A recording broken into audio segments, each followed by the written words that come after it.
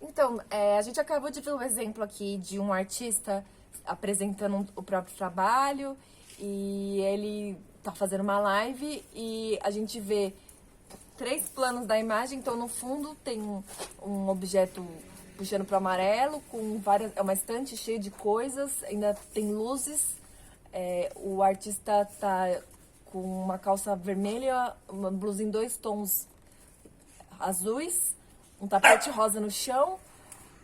Tem um objeto em cena verde, um outro objeto amarelo, ele tá com o chapéu preto, o instrumento dele é laranja. O que a gente pode falar sobre o que essa imagem está contando? É mais ou menos o áudio da pergunta que você me fez, que eu já me perdi logo na segunda cor, já não registro essas coisas. A mesma coisa quando você vê uma imagem. Quando você tem muitos elementos, você não foca, você não sabe para onde olhar. E aí qualquer coisa é qualquer coisa. O que a gente precisa pensar enquanto discurso artístico, minimamente, é que você tem que ter tem que pensar esse discurso, você tem que pensar o que você está dizendo, o que você quer dizer. Você não pode dizer bem se você não sabe organizar suas ideias. Então, por exemplo, é isso que a gente chama de aleatória, qualquer coisa, qualquer nota.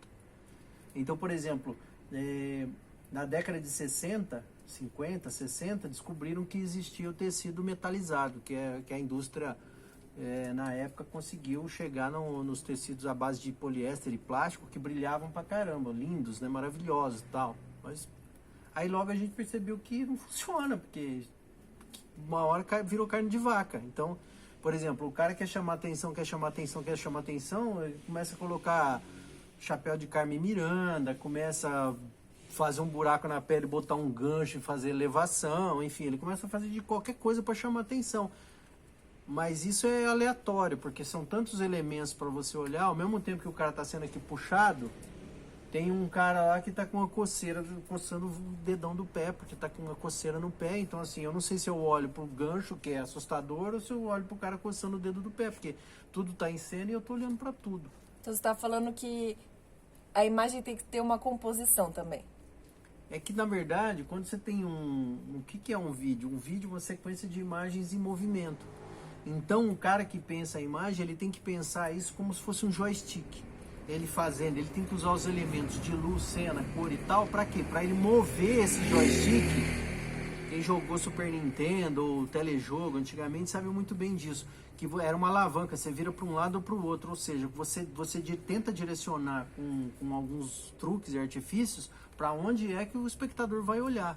Assim você consegue fazer um discurso pictórico, um discurso de movimento, um discurso de luz, um discurso de tudo. Mas você tem que pensar as coisas, não dá para chegar lá simplesmente, vou botar todas as luzes do mundo e vai ficar lindo. E aí você acha que pode ser que chega algum momento que o espectador ele cansa, porque tem tanta pigmentação, tem tanta cor, que chega uma hora que inconscientemente o espectador cansa de ver aquilo? As pessoas cansam, principalmente em termos de cor, se você for falar dos contrastes. Por exemplo, tem alguns contrastes que cerebralmente a gente nega, a gente não aceita. Então, por exemplo, contraste de azul e vermelho e verde e vermelho são considerados os piores que existem. Então, por exemplo, se você colocar verde e vermelho perto de uma pessoa durante muito tempo, ela vai ficar enjoada, vai ficar irritada, ela não vai gostar. Por quê? Porque tem uma questão que é o seguinte, a gente instintivamente tem relação direta com as cores. Então, por exemplo, tô até pensando aqui em liver, que é... que loucura. Que é, assim, você pensa nas coisas. Então, por exemplo, na época que a gente ainda era bicho das cavernas, a gente se alimentava de carne, basicamente. Aí o que acontece? Quando você vê sangue, automaticamente você tem necessidade de comer, de consumir, não tem jeito. Então, se eu vejo vermelho, opa, vou comer. Por isso que todos os produtos de gôndola do supermercado é vermelho ou amarelo.